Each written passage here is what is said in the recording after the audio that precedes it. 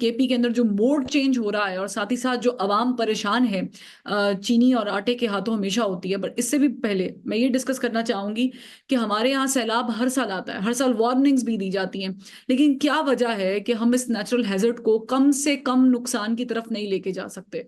आज भी हमारे यहाँ पे जाने नुकसान हुआ है, सैकड़ों लोग अपनी जान की बाजी हार गए, घरों के अंदर पानी दाखिल हो गया, लोगों की प्रॉपर्टीज को नुकसान पहुंचा, और ये सैलाब कहकर हम हर बार ये टाल देते हैं। लेकिन क्या इससे बचने का कोई और तरीका मौजूद है? क्या ये गुड गवर्नेंस है, ये लैक ऑफ गवर्नेंस है? इस पे बात करेंगे। आमिर साहब, जब हम ये देखते हैं कि लोग चाइना कटिंग के थ्रू बेल्ट्स पर घर बना लेते हैं, नाला लई के अंदर लोग बेल्ट्स के करीब घर बना रहे हैं, इवन जब हर साल सैलाब पिघलते हैं तो लोगों के घर बहुत करीब होते हैं उन रास्तों के जहां पर हमें एक्सपेक्ट किया जा सकता है कि पानी गुजरता है। तो अमिर साहब, आप क्या समझते हैं कि ये इतना अलमिया है कि हर साल हम जाने गंवाते हैं? इसका कोई हल है? जी, बात ये है कि यकीनन जब कहते हैं ना कि आसमानी कोई आप पे इतनी बारिश हो रही हो, कुदरती आफात हो, वो होता है। लेकिन मैं समझता हूँ कि इसमें हमारी जो मुख्तलिफ वक्तों में हुकूमतें रही हैं, उनका बहुत बड़ा कसूर है कि अगर आप जो है, आपको अंदाजा है कि कराची में या मुल्क के दीगर इलाकों में तवातुर से बारिश होती है, तो उसके लिए आप लोग क्या जो है मनसूबाबंदी करते हैं? अपनी पुरानी गलतियों से क्या सीखते हैं? चाहे वो हुकूमत पंजाब हो, चाहे हुकूमत सिंध हो, या दीगर हमारे सूबों की हुकूमतें हों, वो क्यों नहीं सीखती? जब आपको पता है कि जी यहाँ पे एक कुदरती राहगुजर है पानी की, वहां पर कोई टाउन बना लिया जाता है और ये बड़ी हमारी अनप्लान्ड, बगैर मनसूबाबंदी के बहुत ज्यादा डेवलपमेंट हो रही है, जिसको पता नहीं डेवलपमेंट कहना चाहिए या उसको पीछे जाना चाहिए। वरना अब आप देख रहे हो कि वक्त गुजरने के साथ साथ जो है हर मर्तबा जो है, मैं देख रहा हूँ कि पिछले चंद सालों में आप देखें, पिछले 7-8 साल की अगर आप बात करें, तो उसमें जो इस तरह का वो है, कहते हैं ना, मुश्किल जो है वो ज्यादा बढ़ जाती है। प्रॉब्लम की नौयत जो है ज्यादा ग्रेव हो गई है, और उसका मैं बिल्कुल उसके अंदर जो है हमारी इंतजामिया का एक फेलियर है कि वो चीजों को जो है, चाहे वो कराची बहुत उसका लाहौर से मुआवजा नहीं कर सकते, पिंडी से नहीं कर सकते, लेकिन वहां पर भी चीजों को बेहतर करने की जरूरत है। एग्जैक्टली ये बड़ा कोर इशू है, क्योंकि इस पे नॉर्मली जाहिर है कि हम एक्सपेक्ट करते हैं, अब नेचुरल हैजर्ड को तो हम रोक नहीं सकते हैं, लेकिन इशू ये है कि हम कम से कम उसके लिए ऐसी तदाबीर कर सकते हैं जो उसे कम से कम नुकसान पहुंचाए। अच्छा, अब राना साहब, एक और भी चीज है जो जो नुकसान पहुंचा रही है मुल्क में, और वो डायलॉग्स का ना होना है। पाकिस्तान तहरीक इंसाफ इंतहाई तजब्जुब का शिकार है। जो हमने लाहौर में आकर उनके काफिले का रुकना और वो प्रेस कॉन्फ्रेंस करना देखा, और उसके बाद हमने ये देखा कि कुछ अफवाहें ये भी थी कि शायद जमात इस्लामी को मीडिएटर के तौर पर लाया जाएगा, फिर उस पर भी उन्होंने तस्दीक कर दी है। तो आप क्या समझते हैं कि क्या हमारी पॉलिटिक्स की भी नैया इस वक्त मझदार में नहीं है और वो हिचकोले खा रही है? क्या बनेगा क्या पाकिस्तान तहरीक इंसाफ का?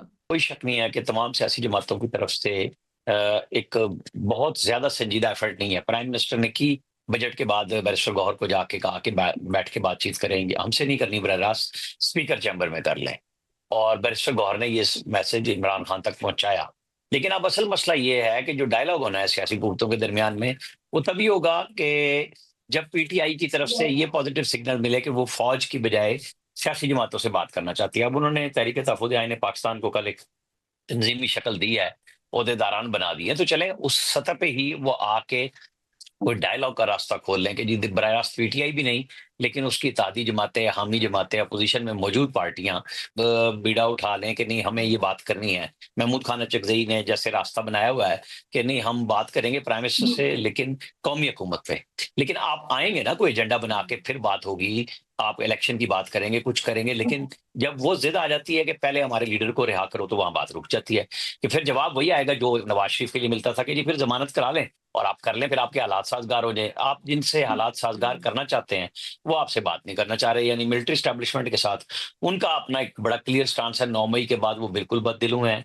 फिर इमरान खान साहब ने कल फिर दोबारा जनरल जो हमारे फील्ड मार्शल हैं, आर्मी चीफ है, उनके ऊपर इल्जाम लगा दिया है कि उनकी अहलिया को या उनको कुछ होता है तो वही जिम्मेदार होंगे। इसके ऊपर बड़ा सख्त रद्द-ए-अमल है कि भाई ये क्या तरीकाकार है कि आप इंडिया की जुबान बोलने लग गए हैं कि ये तो दुश्मन मुल्क की जमात करती है या बात करती है, कि वो लोगों को प्रॉक्सी में इस्तेमाल करती है कि एक तरफ आपकी फैमिली वहां जमाइमा गोल्डस्मिथ निकले, आपके बच्चे निकले, वो अमेरिका में जाएं, कांग्रेस में जाएं, जुल्फी बुखारी जाएं, और इधर से आप बातचीत का रास्ता बनाएं, तो नहीं बनता रास्ता। उन्होंने भी अपने रास्ते बना लिए हैं कि वहां की इंतजामिया के साथ कैसे बराह रास्त राब्ता रखना है। और इमरान खान के जो लोग लॉबियस्ट वहां पे हैं उनको बेअसर करना है। तो सिंसियर एफर्ट तो तभी होगी जब इमरान खान के चाहने वाले, इमरान खान के साथ फिरने वाले, उनकी फैमिली के लोग मिलके यकसुई से इमरान खान से इजाजत लें कि हम सियासी रास्ता बनाने के लिए गवर्नमेंट से बात करेंगे। लेकिन वो एक तरफ फील्ड मार्शल के खिलाफ बात करते हैं, फिर 5 अगस्त को पीक कह देते हैं, उस पीक के गुब्बारे में से हवा निकालते हैं।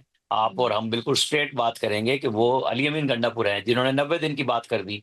तो लोगों में और कारकुनों में और लीडरशिप में भी एक आया कि ये क्या हो रहा है। तो जब तक इमरान खान अपने आप में और इत्तेहादी पार्टियों में यकसुई नहीं पैदा करेंगे कि चले आप समझते हैं कि इख्तियार गवर्नमेंट के पास नहीं है, लेकिन जिनके पास आप समझते हैं इख्तियार है, तो वो बात नहीं कर रहे और वो कह रहे हैं कि आप सियासी कुव्वतों से बात एक्चुअली करें। ठीक है आमना साहब, एहतजाजी तहरीक का बहुत जिक्र चलता रहा है। एहतजाज कर रहे हैं, 90 दिन का टाइम शुरू हो गया है, एहतजाज करेंगे और 5 तारीख को एहतजाज पीक पे होगा। क्लाइमैक्स का हमें पता है, पीक का हमें पता है 5 तारीख है, लेकिन हमें अभी तक आगाज का सिरा नहीं मिल रहा। आपको नजर आ रहा है कि पीटीआई का कोई एहतजाज स्टार्ट हुआ है? क्योंकि मुझे नजर नहीं आ रहा। नहीं, ये तो आप बिल्कुल दुरुस्त कह रही हैं कि क्योंकि इस वक्त तहरीक इंसाफ की सफ़ों में खुद एक कन्फ्यूजन नजर आ रहा है और ज़ाहिर है कि वहाँ के जो मुख्तलिफ रहनुमा हैं वो मुख्तलिफ नौइयत की बातें कर रहे हैं, बड़े एक मुतज़ाद इशारे मिल रहे हैं, तो उसकी वजह से उनके कारकुन, उनके हिमायती, उनके जितने चाहने वाले हैं, उनके सामने ये सवाल है कि जी कब से तहरीक शुरू होगी, उसका नुक्ता आगाज़ क्या होगा। और चलें जो एक कहते हैं ना इंतहाई नुक्ता है, वो तो 5 अगस्त की बात कर रहे हैं। उसमें कोई वजाहत नहीं हुई कि क्या गली-गली जो है वो मुज़ाहरा करेंगे, उसका कोई मखसूस दिन हुआ करेगा, तो बहुत सारी तफसीलात का भी आना बाकी है।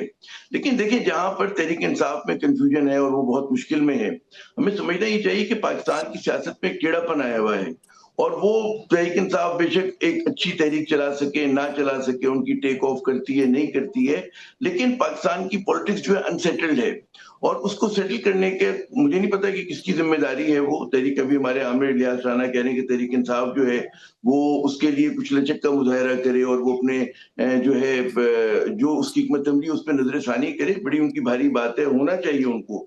लेकिन साथ-साथ मेरी इल्तिजा ये है कि हुकूमत और जो हमारे साहिब इख्तियार लोग हैं, फैसला साज़ लोग हैं, बशमूल एस्टेब्लिशमेंट को, उनको भी ज़रूरत है इस बात पे कि रिव्यू करें। क्योंकि आप ये देख रहे हैं कि 2022 मार्च से लेकर आज तक, अब अप्रैल के अंदर उनकी हुकूमत गई थी मार्च में, उस वक़्त से पाकिस्तान की पॉलिटिक्स में एक बहुत ज़्यादा इंतशार, सवालिया निशान है, लोग परेशान हैं और एक वो जो यकसुई होती है वो आपको नज़र नहीं आ रही मुल्क के अंदर। बहुत सारे लोग क्वेश्चन उठा रहे हैं कि 90 दिन का टाइम क्यों दिया है। खुद बहुत दफा पूछा पाकिस्तान तहरीक इंसाफ के लोगों को कि ये 90 दिन का आइडिया कहाँ से आया। कुछ को तो बिल्कुल इल्म नहीं था, उन्होंने मीडिया पर आकर कह दिया, और कुछ को जो जो थोड़ा बहुत गेस कर पा रहे थे वो उनके कुछ अलग ओपिनियन थे। उनमें से एक ओपिनियन मैं शेयर कर देती हूँ जो फैसल चौधरी साहब ने मेरे प्रोग्राम में शेयर किया था, आमिर इलियास साहब, और वो ये था कि शायद अली अमीन गंडापुर साहब वांट्स टू मेक श्योर कि उनका जो केपी का कला है वो किसी तरह महफूज हो जाए, तो उसके लिए उनको 90 दिन चाहिए। अब इसके इन बिटवीन हम देख रहे हैं कि 21 जुलाई वाला मार्का भी है। तो आप समझ रहे हैं कि अली अमीन गंडापुर साहब जो कुछ प्लान करके उन्होंने मीडिया के साथ शेयर किया 90 दिन का, वो सिर्फ गेम उनके लिए है, इमरान खान साहब के लिए नहीं? असल में ना ये वो बात है जो पीटीआई के अंदर तकसीम दर तकसीम की निशानदेही करती है। फैसल फरीद को आजकल साइडलाइन किया हुआ है।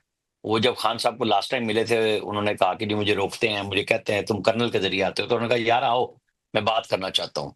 तो लेकिन उसके बाद से अब तक वो नहीं जा सके हैं दोबारा। बैरिस्टर गौर एक हफ्ता पहले मिले, उन्हें कहा इमरान खान ने कि हर हफ्ते आया करो, वो भी नहीं कल जा सके, उनको इजाजत नहीं मिली। लेकिन उनकी 2 बहनों को हर मंगल को मिलने की इजाजत है और 2-3 वो कला चले जाते हैं। तो एक तो इमरान खान साहब खुद क्लियर नहीं कर रहे, लोगों को अभाम में डालते हैं। जैसे मिर्जा अफरीदी का एक पीटीआई के अंदर एक मुतनाज़ा किरदार इस हवाले से था कि ये मुश्किल वक्त में पार्टी को छोड़ गए थे और अब इनको दे दिया। फवाद चौधरी समेत बाकी लोग कहते हैं कि फिर इमरान इस्माइल हों, कुछ हों, तो सबके ऊपर बड़ा जबर था और ये इसलिए छोड़ गए थे, तो इन सबको वापस ले लें। लेकिन लिया है उसको जिसके पास पैसे ज़्यादा हैं, जो फंड कर सकता है। और बहुत सारे लोगों ने इल्ज़ामात भी लगाए कि इतने पैसे दिए, इतने पैसे लिए। तो फिर असूल की तो बात ना हुई कि जी आप जेल में किसी असूल के तहत बैठे हुए हैं, लेकिन वसूल के तहत तो आपने एक आदमी को नामज़द कर दिया है। उसके ऊपर भी क्वेश्चन है कि जी इमरान खान, भई इमरान खान खुद तो नहीं ना कह सकते आके बाहर, वो तो जेल के अंदर है, वो अपने वकला के ज़रिए मैसेज भेज सकते हैं। बैरिस्टर सैफ मिलते हैं उनको, वो लोग समझते हैं कि ये भी अली अमीन और ये दोनों एस्टेब्लिशमेंट के साथ मिले हुए हैं। ये इमरान खान के साथ पता नहीं क्या कर रहे होंगे, लेकिन इमरान खान के ज़हीर जो चौधरी ज़हीर वकील हैं वो भी वहाँ मौजूद थे, उनके ज़रिए भी मैसेज आया, बहनें मिली, वो कर देते कि नहीं ये हमारा कैंडिडेट नहीं है। और कल सलमान कह रहे थे, सलमान अकबर राजा, कि जी चूँकि अब अगले मंगल को जब हम मिलेंगे तो पीर को इलेक्शन हो चुके होंगे सेनेट के। अब एक इम्कान ये भी नज़र आ रहा है कि सेनेटर शायद बिला मुकाबला हो जाएँ। अभी मुस्लिम लीग नून और जेयूआई में जो टॉस होना था अक़लियती नशिस्त पे, वो मुस्लिम लीग नून दस्तबरदार होगी, उन्होंने जेयूआई फे को दे दिया। यानी जो बड़ा पार्टनर है वो दिल बड़ा करता है। मेरे कहने का मकसद ये है। ठीक। और हम सेनेट के मार्के की बात चूंकि आमिर इलियास राणा साहब ने की है, तो आमिर रज़ा साहब आपको क्या लग रहा है, क्या फॉर्मूला सेट हो गया है? देखिए, जैसे आमिर साहब बता रहे हैं, आमिर इलियास राणा हमारे जो हम नाम है कि अगर वहां पे अंडरस्टैंडिंग हो गई, और मेरे ख्याल में एक जो हॉर्स ट्रेडिंग से बचने का, क्योंकि एक बड़ा शिकायत है कि कई करोड़ रुपए जो है खर्च होते हैं कैंडिडेट को मुंतखब कराने के लिए, और लोग रिश्वत लेते हैं बाकायदा। उससे बेहतर तरीका ये होता है कि अपने कोटे के हिसाब से आप एडजस्टमेंट्स कर लें। और अगर ये हो जाता है, और उसमें पीटीआई को भी मतलब इस बात का अंदाजा होगा कि जी हमारे इतने सेनेटर्स और हमें ये लोग मिल सकते हैं, तो ये चीज बिल्कुल एक काबिल अमल चीज और बेहतर है पाकिस्तानी जमहूरियत के लिए, ना कि आप दावदार हों कि जैसे जेयूआईएफ के वो कह रहे थे कि जी 22 करोड़ रुपए की बोली लग रही है, और कोई किसी की बात कर रहा है, नून लीग वाले कह रहे थे कि जी कम की बोली में काम हो जाता है। तो ये चीजें नहीं होनी चाहिए, जमहूरियत के लिए डैमेजिंग है। पीटीआई के लोगों ने बहालत मजबूरी जो है उसमें फवाद चौधरी साहब का नाम पेश आता है, हत्ता कि अली जैदी का कराची से और इमरान इस्माइल का। तो ये लोग जो है, इनसे आप ऑफ द रिकॉर्ड बात करें तो ये आपको बताएंगे कि किन मुश्किलात से गुजरे, और इनके अभी भी मतलब है ये दीगर पार्टी में शामिल नहीं हुए हैं। तो कोई आपको रास्ता या तो देना चाहिए। अब पहले ये कहा जा रहा था पीटीआई में कि जी जब इमरान खान रिहा होंगे तो फिर वो उसके बारे में फैसला करेंगे, लेकिन इस वक्त तो कहीं से भी पीटीआई की जो हालत है, जिसमें जिन मुश्किलात का शिकार है, उसमें इनको कहीं से भी कोई हेल्पिंग हैंड मिलता है, उनको कबूल करना चाहिए। और उसमें अगर वो लोग जो चले गए थे उनकी वापसी की कोई राह निकल सकती है तो निकले। जो इस वक्त पार्टी के अंदर लोग हैं वो उनके लिए जगह बनाए, क्योंकि जितने ज्यादा लोग होंगे उतना ज्यादा जो है आपकी पार्टी मजबूत होगी। और उसमें बिल्कुल जो इस वक्त सही जुमला इन्होंने कहा, जूतियों में दाल बट रही है वहां पर। मगर उसका भी एक तरीका यही होता है कि आप ज्यादा डेमोक्रेटिक करते हैं, सब लोग आके अपनी अपनी राय दें और पार्टी को निकालने की कोशिश करें इस किस्म के मराइल से। और यहाँ पर भी मैं इस इत्तेफाक करूंगा कि ठीक है, आपका दुख बहुत बड़ा होगा कि जी बड़ी ज्यादती हो गई हमारे साथ, जो कि हुई भी है, कि इलेक्शन चोरी हो गए बकौल इनके, और जनाब हमारे लोगों को जेल में डाल दिया। लेकिन जिनसे आपको निगोशिएट करना होता है तो आप पहले जो है एनवायरनमेंट क्रिएट करते हैं। उसके लिए अगर आप अपने अल्फाज की गोलाबारी जो है वो कहते हैं ना कुछ अरसे के लिए कम से कम बंद करके देखें कि क्या हो सकता है, पॉजिटिव सिग्नलिंग करें वहां पर। और उसमें वो ये नहीं होगा कि आपने एक दिन किया दूसरे दिन हो जाता है। तो जरा सब्र से काम लें, 2-4 हफ्ते, कुछ महीने। उसके बाद लेकिन दायरे की हुकूमत वक्त पे आप बिल्कुल तनकीद कर सकते हो, उसमें कोई आपको अर्ज नहीं होगा कि पंजाब गवर्नमेंट की लेकिन इशू ये है ना खराब आमिर है, साहब के की है, वक्त की हुकूमत पर तो तनकीद हो सकती है, लेकिन जब हम ये देखते हैं कि अलीमा खान साहिबा बाहर आकर मीडिया को ये बताती हैं, आमिर इलियास राणा साहब दोनों से ये सवाल है कि अगर इमरान खान साहब को कुछ ना कुछ खुदा न खास्ता कुछ भी हो गया तो उसकी जिम्मेदारी जो है वो फील्ड मार्शल आसिम मुनीर पर होगी, which is a very bold statement. आप एक उम्र के ऐसे हिस्से में, अल्लाह ताला उनको लंबी जिंदगी तंदुरुस्ती दे, वो 100 साल तक जिए। लेकिन जब आप इस तरह के बयान देते हैं तो उस पे आप अल्टीमेटली प्रेशर डालने की कोशिश करते हैं सिटिंग एस्टेब्लिशमेंट पर कि आप हमारे से बात करें क्योंकि हम तो आप पे ये इल्जाम लगा रहे हैं, which is a very bold step to be played.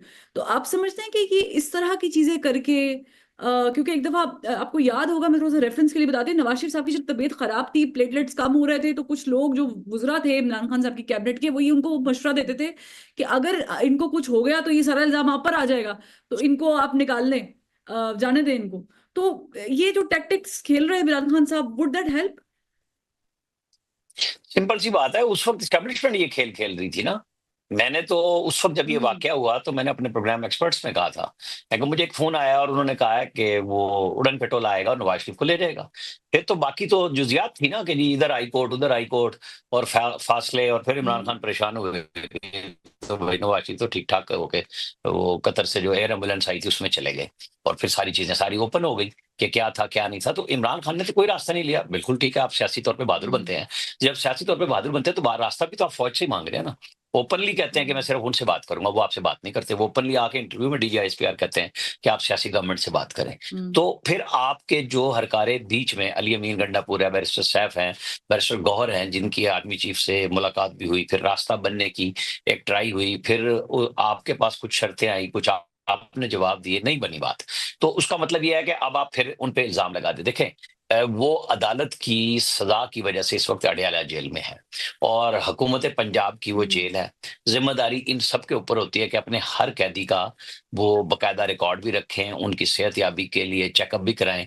परसों जो जेलर ने जारी की तो उसमें 3 दफा इमरान खान साहब का चेकअप होता है और 2 घंटे की वो एक्सरसाइज करते हैं, खाने पीने। अल्लाह मियां हर एक को सेहत दे और इमरान खान को भी सेहत दे, वो अशाश बशाश रहें। लेकिन ये फैसला तो फिर अब उनके हाथ में है ना कि वो अपने लोगों पर ट्रस्ट करते हुए 2-3 लोगों की ऐसी बाइख्तियार कमेटी बनाएं कि वो एक मीटिंग के बाद ये ना कह रहे हो कि हमें इमरान खान के पास दोबारा ले जाओ। चीजें तय कर लें, कोई चीज छुपी हुई नहीं हुई है कि क्या मुज़ाकरात होने हैं और क्या बात होनी है। तो लोगों पे ट्रस्ट करके कहेंगे जी गवर्नमेंट के जरिए आप एस्टैब्लिशमेंट से कर लें। देखिए जो तकरीबन 1.5-2 माह पहले मैंने ये खबर भी दी थी, बैरिस्टर गौहर जिस दिन गए थे और ये तय करके गए थे कि अयाज सादिक, ये जो अपने स्पीकर हैं हमारे साद रफीक, खुद जिन लोगों ने राना सनाउल्लाह है और मोहसिन नकवी, और ये नाम बैरिस्टर गौहर की तरफ से था चौथा नाम, कि ये लोग हैं जो आपके लिए बड़ा नरम गोशा रखते हैं, जिनके ऊपर वो इल्जाम भी लगाते हैं और पार्टी के लोगों के समझाने के बाद बहुत अरसे से मोहसिन नकवी का नाम इमरान खान नहीं ले रहे कि आप उनकी मौजूदगी में, एस्टैब्लिशमेंट की मौजूदगी में और अपने नुमाइंदे नामजद करके मुज़ाकरात शुरू करा दें। जिस दिन बस मैं आखिरी फिक्रा कह दूं, जिस दिन जी सिर्फ उस दिन उन्होंने ये कह दिया असेंबली में अक़लियती नशिस्तें दस्तबरदार हो गई है, तो साथ इस पे भी तबसरा करते चलते हैं मिर्जा साहब कि अब तो चीजें बहुत हद तक हमारे सामने क्लियर हो गई। नून लीग जो है वो दस्तबरदार हो गई केपी असेंबली में अक़लियती नशिस्त पे, तो आप समझते हैं कि एवरीथिंग इज क्लियर नाउ? जी, अगर ज़ाहिर कि उन्होंने समझौता JUIF के साथ कर लिया है, जहां तक मैं समझ पा रहा हूँ आपका सवाल, तो वहां तक तो फिर काफी चीजें क्लियर हो गई हैं कि ज़ाहिर है कि जो इनकी अपनी सीट्स ऑपोजिशन की वो उसके हिसाब से उनको कोटा मिल जाएगा और जो वो ले सकेंगे, जो PTI की सीट्स होंगी उसके हिसाब से उनका कोटा होगा। ठीक बहुत शुक्रिया आमिर इलियास साहब, आपका भी। आमिर इलियास राणा साहब, thank you so much for joining me. नाजरीन, यहाँ पर एक ब्रेक लेते हैं, ब्रेक वापस आएंगे तो आम आदमी की एक ही आवाज़ है कि हमें चीनी सस्ती और आटा सस्ता चाहिए, लेकिन हुकूमत हर अरसे के बाद, और सिर्फ ये हुकूमत नहीं, मुतादिद हुकूमतें ऐसे करती हैं कि चीज़ें जो हैं वो आवाम के लिए मुश्किल कर देती हैं। क्यों मुश्किल करती हैं?